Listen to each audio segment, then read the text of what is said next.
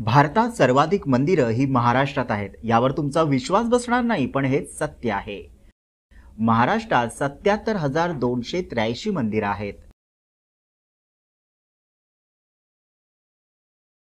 सत्य हे पण आहे की ज्या ठिकाणी सर्वाधिक मंदिरं आहेत तिथेच सर्वाधिक परकीय आक्रमण झाली आहेत। महाराष्ट्रातील मंदिरात ब्रह्मा, विष्णू आणि महेश या त्रिदेवांचं दर्शन होतं।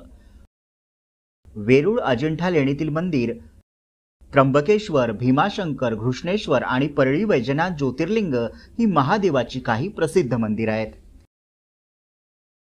त्याचसोबत पंढरपूरचा विठोबा, कोल्हापूरचा ज्योतिबा आणि अंबाबाई, मुंबईची महालक्ष्मी आणि सिद्धिविनायक गणपती ही प्रसिद्ध मंदिरं आहेत। मुस्लिम आक्रमणकर्त्यांनी महाराष्ट्रातील पुरातन मंदिरांना लक्ष्य केलं होतं, पण छत्रपती शिवाजी महाराजांच्या काळात मंदिरांना पुन्हा वैभव प्राप्त झालं। त्यांच्या काळात मुस्लिम आक्रमणांमुळे उद्ध्वस्त झालेली मंदिरं पुन्हा बांधण्यात आली आणि एवढंच नाही तर मंदिरांना संरक्षण मिळालं।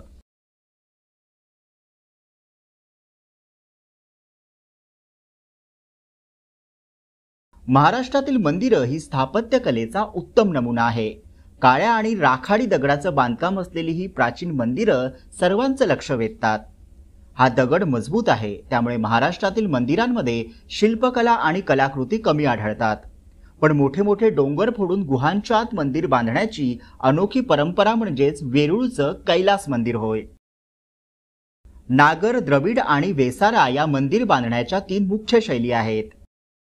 उत्तरेकडील मंदिरे नागर शैलीतील आहेत, तर द्रविड शैलीतील मंदिरं दक्षिण भारतात आढळतात। दोन्हींचं मिश्र स्वरूप वेसारा हे पश्चिम भारतात आणि इतर काही भागात दिसून येतं। थोडक्यात काय तर भारतीय संस्कृतीत मंदिर समाजाला जोडण्याचं काम करतात। राष्ट्राचा संबंध संस्कृतीशी असतो। संस्कृतीत कला महत्त्वाची असते। प्रत्येक युगाची ओळख त्याच्या स्थापत्यकलेतून होते आणि म्हणूनच मंदिर ही एक प्रकारची टाइम मशीन आहे, ज्यातून इतिहास समजतो। म्हणूनच मंदिरांना धर्माच्या चौकटीतून बाहेर काढून सांस्कृतिक वारसा म्हणून जपलं पाहिजे, जेणेकरून येणाऱ्या पिढ्यांना आपली संस्कृती आणि सामाजिक विचारांची ओळख होईल।